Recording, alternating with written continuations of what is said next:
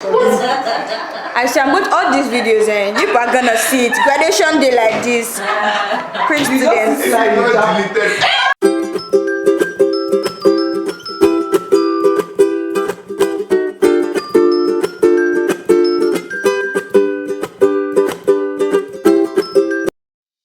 Hey everyone, welcome back to our channel, Table the Matter. Our channel name is Table. So on today's show, before we table the matter, on today's video, before we table the matter, I want the people beside me to introduce themselves, starting from my extreme right. I'm Treasure. I'm Tolu. I'm Peculiar. And I'm Tobe, your host. So on today's video, we'll be talking about something that's slowly becoming a nemesis in this country. Especially in Lagos.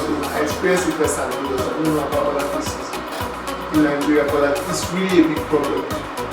And it's street begging.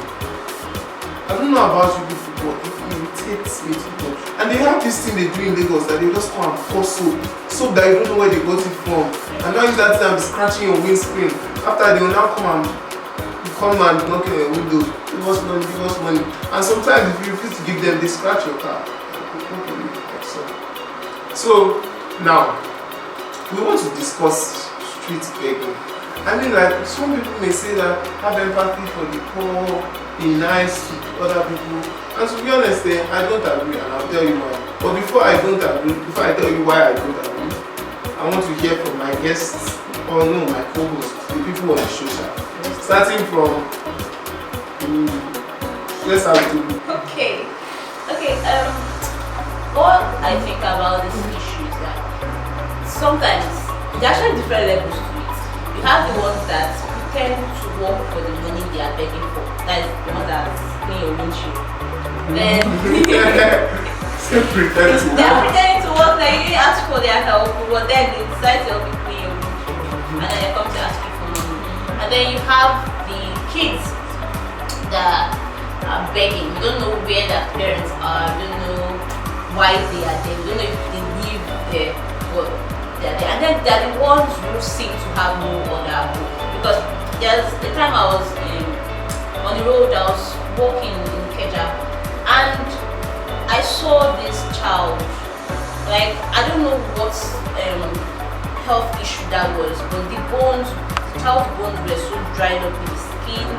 That was the leg. The child couldn't even. That person can't even stand. I've never said him as a child.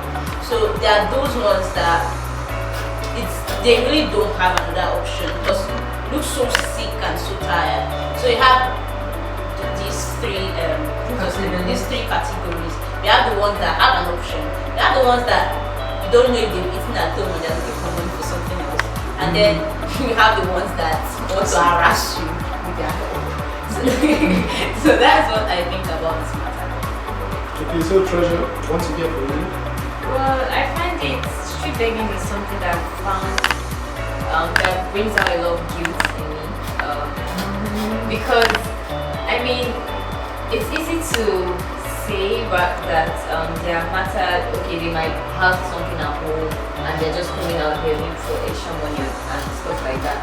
But the fact that they approach you with sort of like this desperation, we don't have, we need your help. It makes me, personally, I find that I'm filled with guilt, especially if I cannot give. There's just this, it's like almost as if they look at you and they're like, they're like, oh, so you can't help. If you judge for exactly, if you judge, They're telling you humanity. yes. For me, when it comes to children begging and child beggars, I think that's what we call it. Yeah. I cannot resist a child that is begging. I could maybe close my eyes to a grown adult, but once it's a child, regardless of whether the child is going to give money to their parent or not, a child and a person that you can see obvious physical disfiguration on them, I find I'm unable to resist. So when it comes to street begging, yes, it's actually becoming a menace and all. But considering our society, considering our economy, considering the nation that we are in, and we all know that once you're something like you're disabled or you have health issues, naturally the Nigerian society doesn't really allow for such people. So I feel like it's not something you can really blame them for to a certain extent.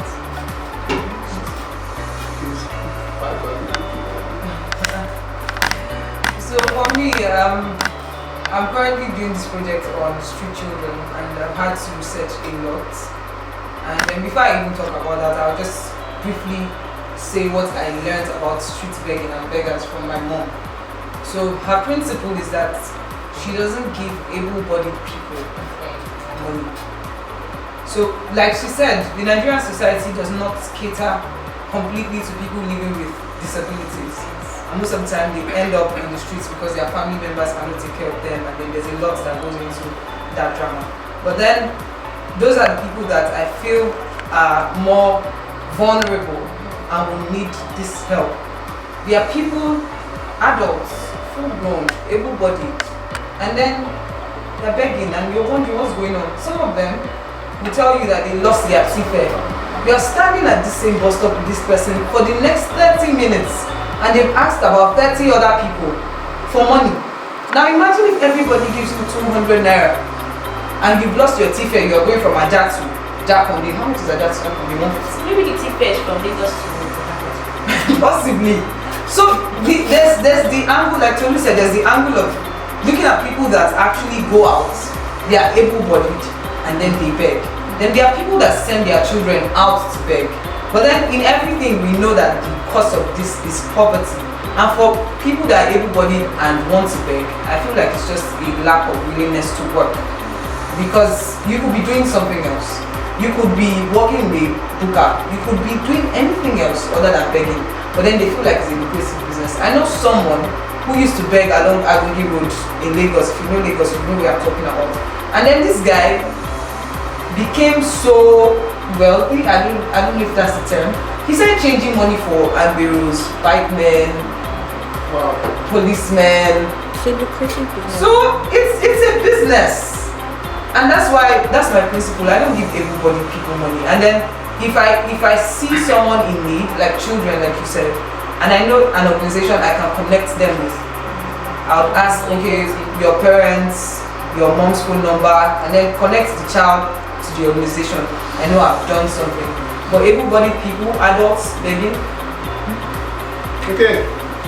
So, very wonderful. The host wants to give his own opinion. So I heard this story like several years ago, and it was about a guy that used to beg, and then he begged so much and he used the money to build a house. And what he wrote on the house, I think it was Lagos now. And good boy in Yoruba, that's what he wrote on the house. Now, what I'm going to say is going to sound a little insensitive, but I don't think there's a justification to beg. Now, I will tell you why. First, let's talk about children beggars, the ones that are the categories. Children beggars, the young ones, that's like the very rampant ones. Yeah? I'm like, my mom used to hate it, and I was like, these people are less privileged. Why don't you like it? And she explained to me one day, and she was like, they should collect 100 naira and go to the filling station and sweep the filling station. And they should finish sweeping the filling station and they should go. Tomorrow they should come and do the same thing. And they should do it consistently. They will employ them as cleaners. Or somebody will just see you working and dash you 200. I think employees like cheap labor. And they will dash you 200 naira. Because you are doing the work they would have paid somebody 20k to do. They are doing it for 200 naira. And subsequently, that's how people start as cleaners and end up as MDs. That's the way life is. So I personally feel like those ones can work. Now, why I'm still saying it's not a justification even for the disabled people. Yes, it's unfortunate that some people are disabled, yes. But I saw a man, and I was telling my mom that if I had money, I would go and open a shop for him in City Mall at Onikon for him to be selling. He did not have legs, but he had this wooden thing like this. He put milk water there, put barrel there, put everything, and he was selling. Under the sun, he put umbrella there, that umbrella, that big umbrella, and he was selling. He is disabled. He cannot even walk. He does this thing, moves with his hand. but he was selling something. Obviously, he did not just buy everything there by magic. Some sweet bridge, pedestrian bridges. Exactly, do something. I just feel like even my mom said that she heard that some people, you come there, you train the children, like they take the children off the street and they train them, and after training them, they go back to the street to beg because it's lucrative business. Then you wind down, you stop a Range Rover, I just give you 2K because he can. I mean, it's nice. And if you even give them food, they will tell you no that you should give them money. Like, what's effrontery? Yeah, some of them have. I don't understand. One slapped my hand because I didn't give him money. You give them food. Wait, he raised his hand. And Yes, he was slapped. a child. He had been following me for like, let's say 15 seconds. And I was still contemplating on whether or not I should give him the extra 15 I had in my pocket. This boy slapped my hand. As in, some of them. Like, If it was my younger sister, I would have slapped her back, but if I'm coming back from church and they share something in church, I want to give them. Like, sometimes they'll tell you don't give me food, I should give them money. I'm like, what? Who are you? God forgive me. But like, my point is that it's quite. People are lacking and do you know what annoys me? The parents. It disgusts me. Because like, they keep giving birth. Why do they keep giving birth? do not. You have 2 children already on the street, or you see some of them will carry one. They are on the carry another streets with here, them. and they'll be. Those children are walking around and the mother is sitting out somewhere drinking Fanta. One time my sister told me that they buy Chicken Republic. We brought back 700 naira now. So they buy. Same flex on me. I can't remember last time I ate. They drink Fanta. You're walking in the scorching sun. It's very hot. Lagos is doing you strong thing. What They're is sitting out there drinking Fanta, they are eating telling their rice. children, they are forcing, this is child labor. Because to put your children, like you're sitting, especially if you're a parent of homeless children, you're sitting there and you're allowing your children to go in the danger of Lagos. Let's talk about Lagos. How dangerous Lagos Let's sit somewhere. Your children are going out and bringing in the money and you're sitting. That's child labor. That's wrong. There's that mentality that they've done enough to bring you to That's So you're supposed to take care of right them. from the early years. But you see start- those children, they are hustlers on the next level. Like, don't They even are. compete with They them. are toughened by the streets. There's one. It shouldn't be so though.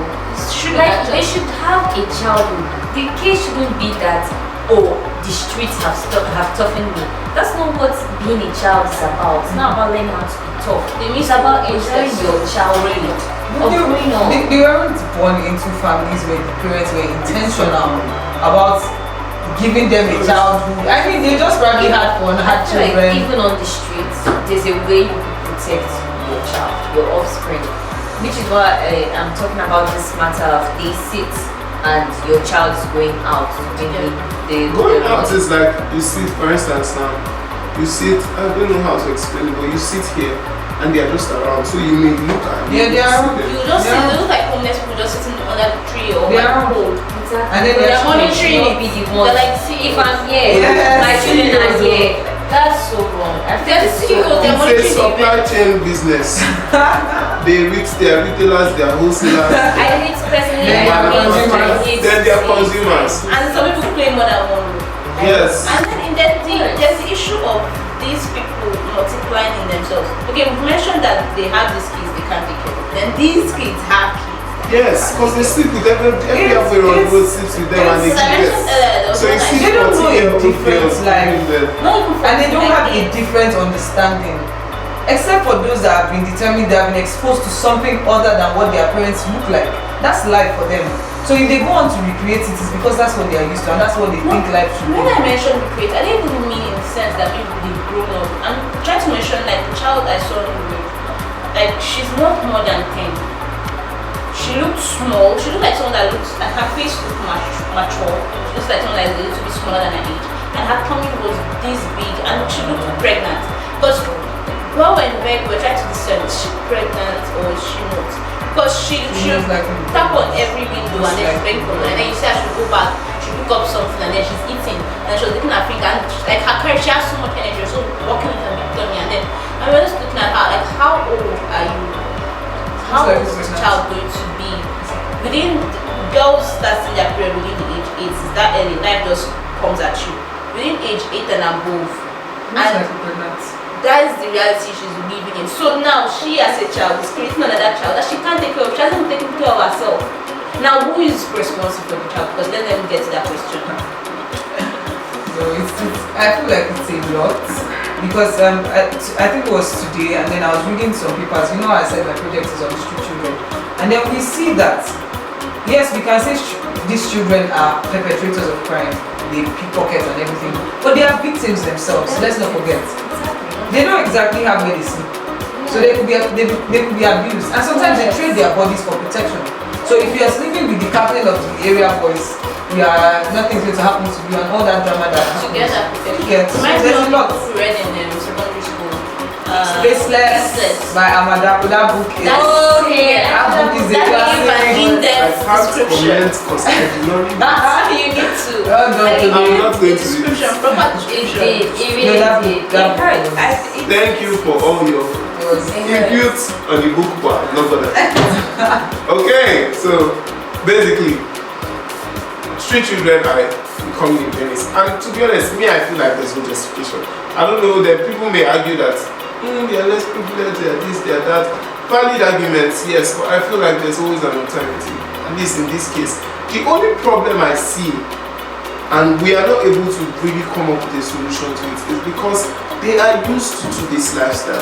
So for even if people offer, even if they are in 1 million NGOs, they go to the NGOs, live there for 3 years, come back again and continue what they are used to, because that's what they know. So to be honest, we can't really say there's a solution. Doesn't that question the effectiveness of the NGOs themselves? Yes, that question. Because essential providing yes. food, Most clothing, times, shelter, our rehabilitation and reintegration programs are just ways to get funds from philanthropists and then And use it quickly for their- pacify the themselves. children with food and then take them back to a They're public not school really that doesn't teaching them understand any them. skill. I They're know. not really teaching them survival It's immediate outside of needs Let's just say it's a complex whole. Let's just We say can't it really because solve it. It's like that thing. All of us here. You can't it's a really- system, it's a systematic You problem. can't- So we you have to can't- come at it from different angles. Yes, From the exactly. parenting to the children to our schools in themselves. Some schools make children drop out.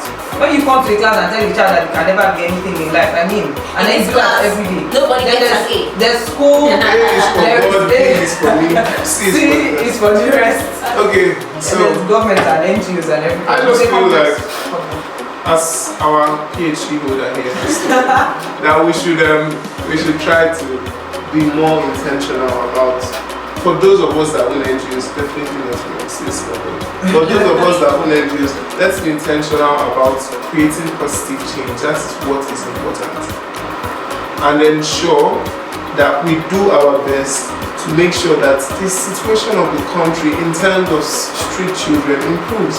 Because I mean, like, I don't like to see people scratching my windscreen. Windscreen is expensive right now. So like, quite expensive. So, and let's not just go back into the problem. Sure, as much as we can help, I just feel like people should not promote them. They're not saying money there, they will do something else. Yes. If people don't give them money, they'll find something else to do that will get them money. But the problem is they may start tipping or start working. But anyway, thank you for joining. I'm so sorry. So I feel like as individuals, so everybody will be like, hey, I don't own an NGO and all that drama, what can I do? When you see street children can do what some of us do, talk to them. Sometimes like somebody said you would not give them money, but then you don't know what you would say that will resonate with them, and the only things can just be give them it or something like that. Actually, you should You don't always have to give them money because we keep on promoting the sense of entitlement that they have. Okay, so I like argument people that I'm not going to do that, but okay. Thank you for joining us on today's video. Booty matter. Yeah, it's more serious than the last one. Last one was just Good vibes. but no, that video, if you've not watched this, go and watch that video. Please Even do. if you just watch just the video, you don't need to watch the entire YouTube video. Just that one where Watch they are it. beating You will the be YouTube as guy. amused as anything. In fact, if you're angry, watch it. Somebody else, There, yes, now. somebody else should beat last night again. So we'll have another video to do. my God. But until then, see you guys next week on Table Matter. Au revoir. Bye.